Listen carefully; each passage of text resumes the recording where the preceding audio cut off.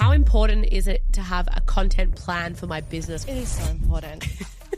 Please have a content plan. At least have a content strategy. Know who you are talking to, which channels, what content is appropriate for which channel, and have different strategy. I'm looking to move jobs in the marketing industry. I love these questions. What will make my resume stand out? I think your resume is like that nice to have. It like ticks the box that says like, cool, she's given me all of the basic details that I need. I hire people that I can trust. I hire people that I know are good at what they do. Is it too late to jump on TikTok? If you are a brand or a business jumping on TikTok, not too late. Just make sure you understand the platform. Is boosting my content worth investing in for my business? I have mixed opinions on boosting content. Please don't.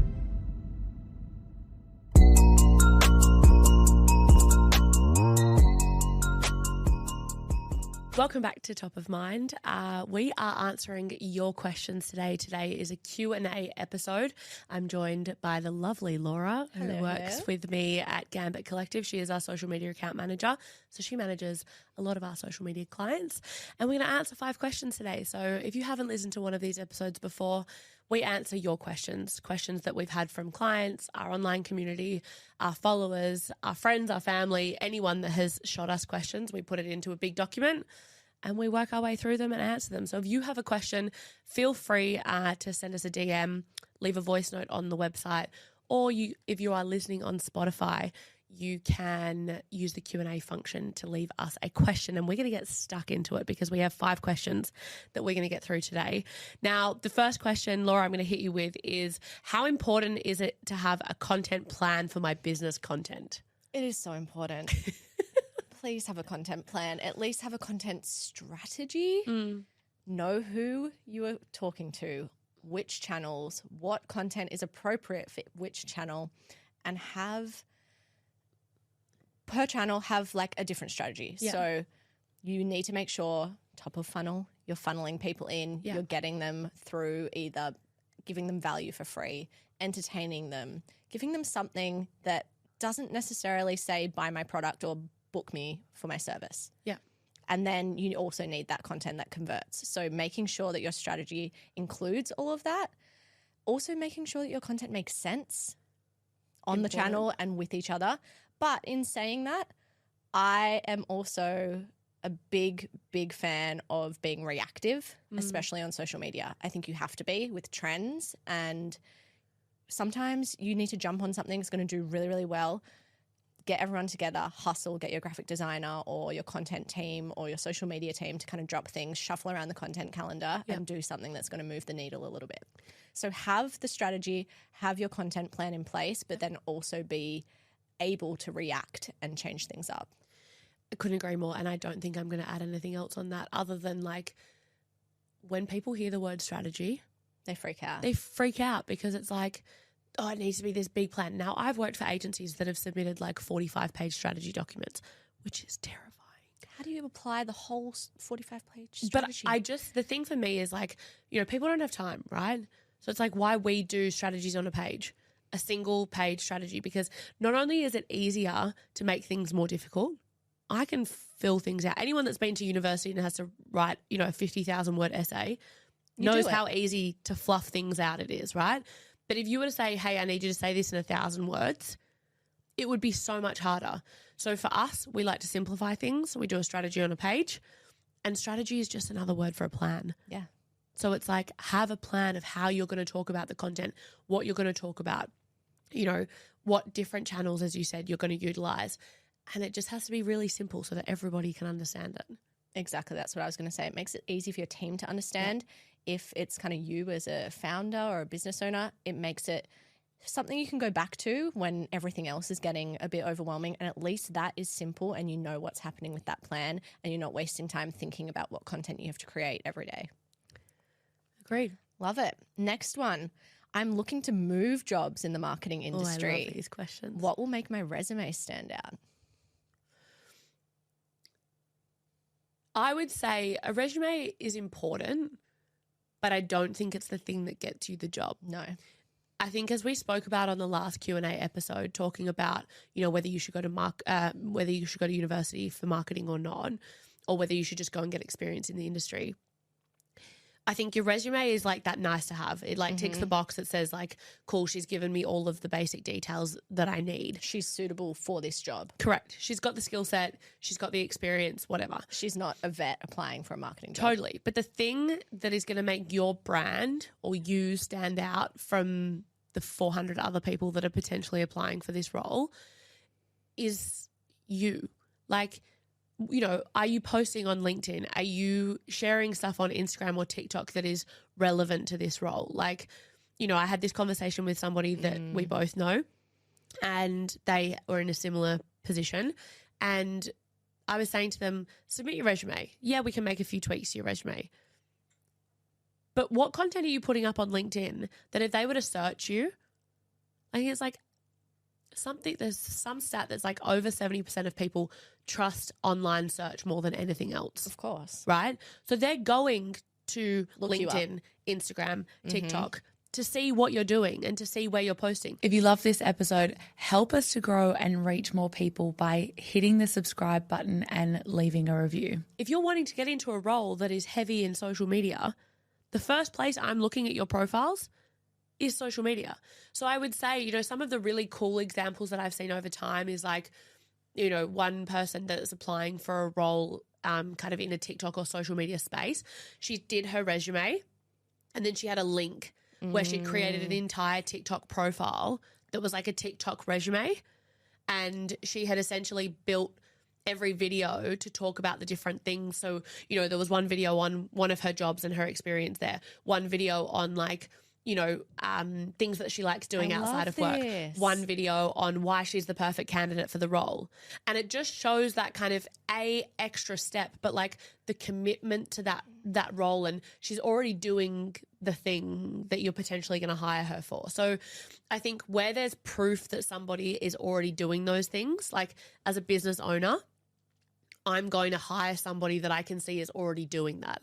Like when I hired you, I could see that you were already active on social media. You were already creating content. You were already you understood the platforms because you were doing it weekly. So I don't think I would hire somebody for your role that wasn't on social media or isn't doing it themselves. Platform. Totally. So I think, that's where I would kind of look at it from is like your resume is fine and your resume is important. But I think in terms of something that allows you to be kind of to stand out from the rest of the applicants, what is it that you can do to show that you are doing this all the time and you do understand, you know, the space that you're going into or the job or the role that you want to be doing. Completely agree. I'm going to leave it at that. Oh my Nothing gosh. to add. Wow, we are flying. Okay, question 3. Is boosting my content worth investing in for my business? I have mixed opinions on boosting content.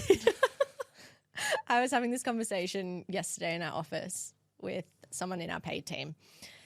Boosting content, if you are working with an agency or some type of marketing specialist, please don't go in and just boost your content randomly. If you need some type of approach, if you need more people in the door, more conversions, more people on a page, just talk to the team first and they may be able to put in a strategy that is going to be better than boosting content. Yeah. For example, a Meta campaign is going to be much more effective. Yes, you can target who you want to when you're boosting, but a specific like purpose-built campaign is always going to be better. I think, it's a bit of a hard one, especially when you're boosting content as well, that then is going to alter your kind of organic results. So I can go to a TikTok page. It's easier to see on TikTok, specifically when people are doing Spark ads. And I can see if the page normally has maybe 500 views per video and then one of them has 140,000. Yeah. I know that that's been used as an ad. It might still be great content and there's no harm in doing that. And if you really want to get that piece of content out there, great, boost it. But I would just say think about the purpose first and if there are any other ways to achieve that first. These platforms want you to spend money. They want people to spend more time on the platform and see the ads. That's how they make their money, essentially. You can still spend money on those platforms, but just think about, is there a different way to do so? I agree. I think the only thing that I would add to that is that I think people's first instance when they're trying to grow their platform is like, well, we'll just spend money so that people can turn up and see, like more people can see this, right? And one of the things we see a lot of is people coming to us being like, we want to run a paid campaign, but they're not creating content organically and consistently. So when you're boosting a post and directing people to your profile, but you don't have consistent content going up, you're essentially paying people to turn up to an empty shop. Or it's not good content. Exactly. You're shooting yourself in the foot. So it's like, get your one thing I would say before boosting anything is get your organic strategy in terms of consistently posting there right first before you start posting any like boosted or paid campaigns on social media. 100%. Get everything else in order first. Like you wouldn't invite people into your shop and it's half done under construction.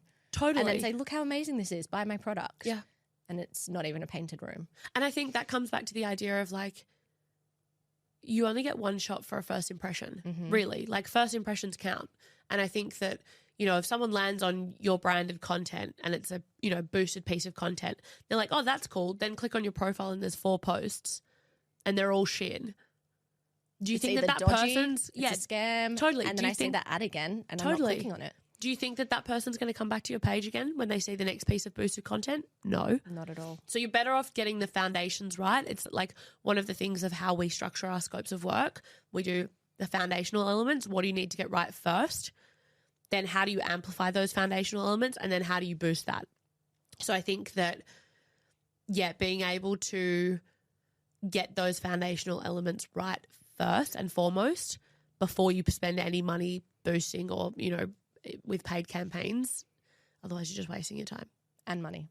And money. Which, if you are a small business you or don't any have a lot business, of. actually, you don't want to be wasting money. Totally. Hey guys, if you are listening on Spotify, do not forget to give us a 5-star rating. It will help us to reach more people. Next question is, how can I ensure my content is professional on LinkedIn?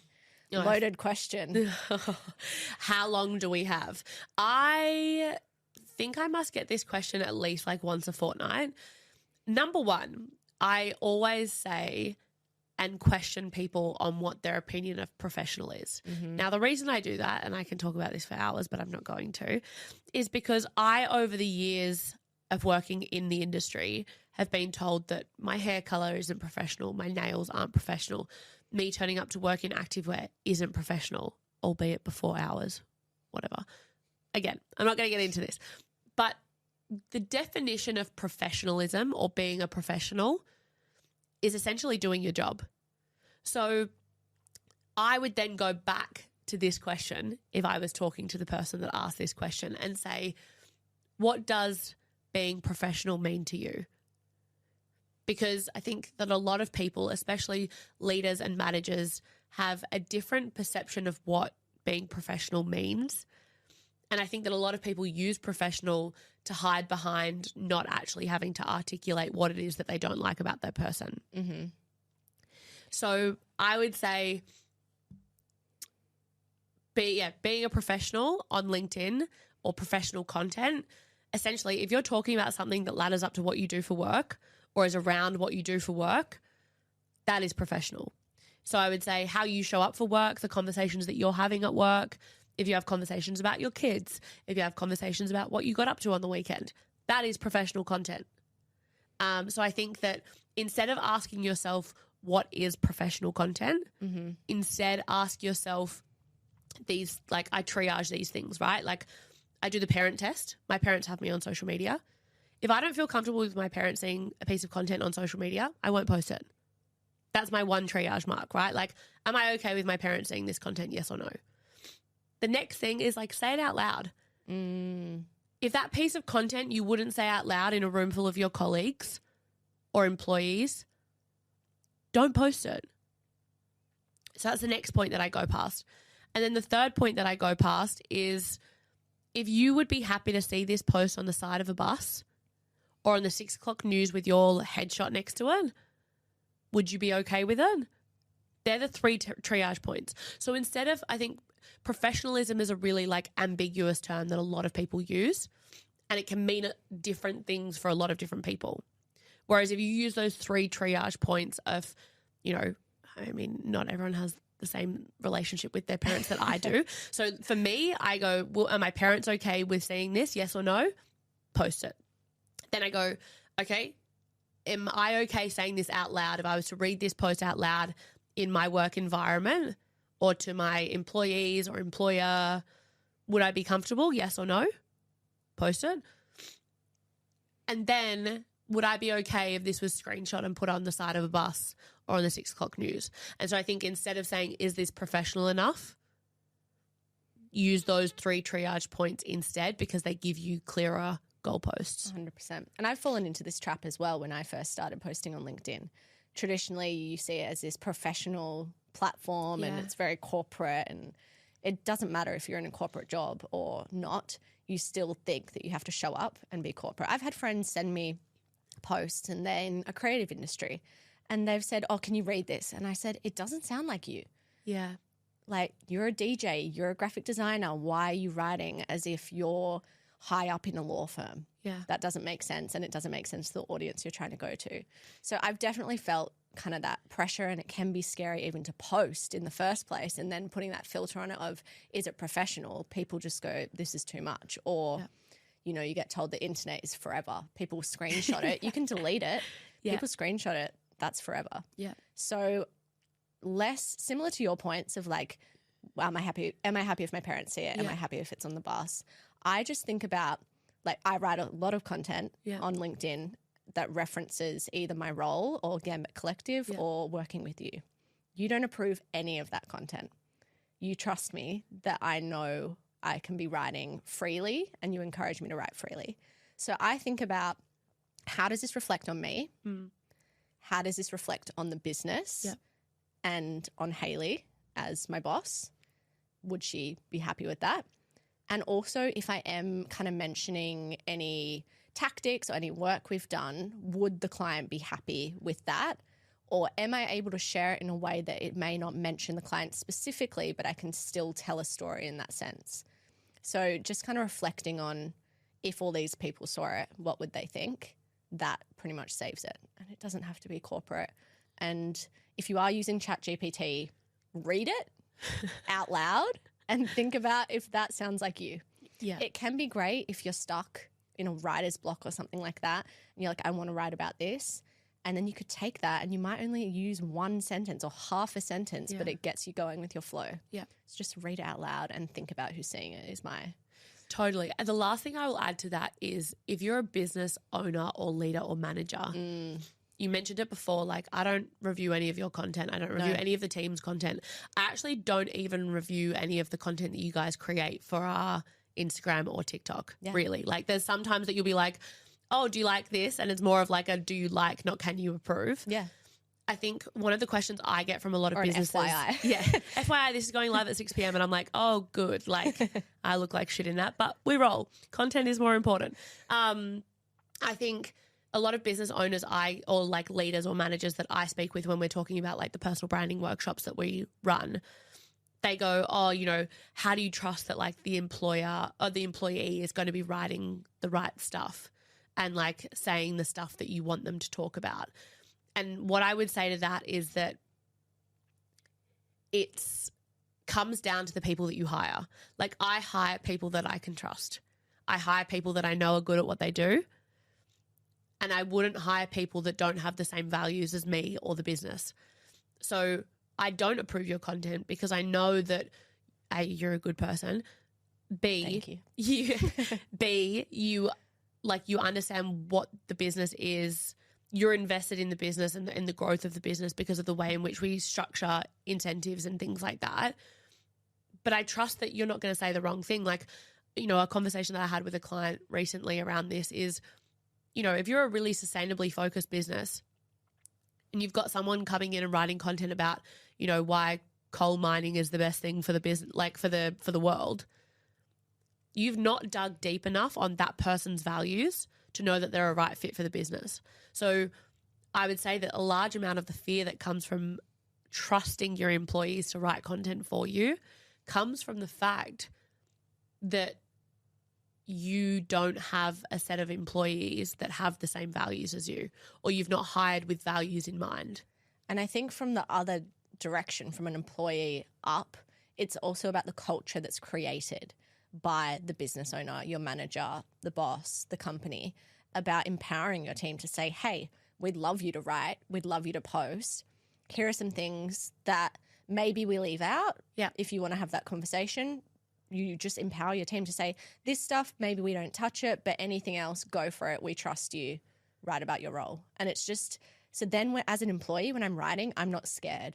Totally. I'm not overthinking it. I'm not removing things that may have actually been powerful for other people to see, because I know my boss trusts me and we can write what we're able to write freely. I think it's the one thing that we see all the time with when we do these personal branding workshops is the employees are fucking terrified of their boss.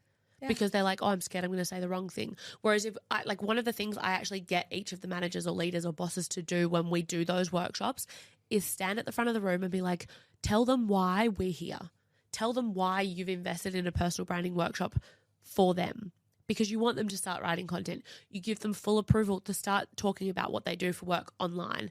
And I think that there's nothing more compelling than having like a top-down approach with that. Yeah. If you see me writing content, you're more inclined to write content. If, you know, other people see their leaders or their bosses writing content and turning up weekly or daily or whatever on social media, that then trickles through the rest of the business. So I definitely think it is a top-down approach. Agreed. Last question. Last one. Is it too late to jump on TikTok? Never. I think from this episode and our previous Q&A episode, you know I love TikTok. Never too late to jump on TikTok. Yes, people saw extreme growth when it first came out, or even kind of into 2021, but people are still seeing that. Brands are still seeing that. Yep.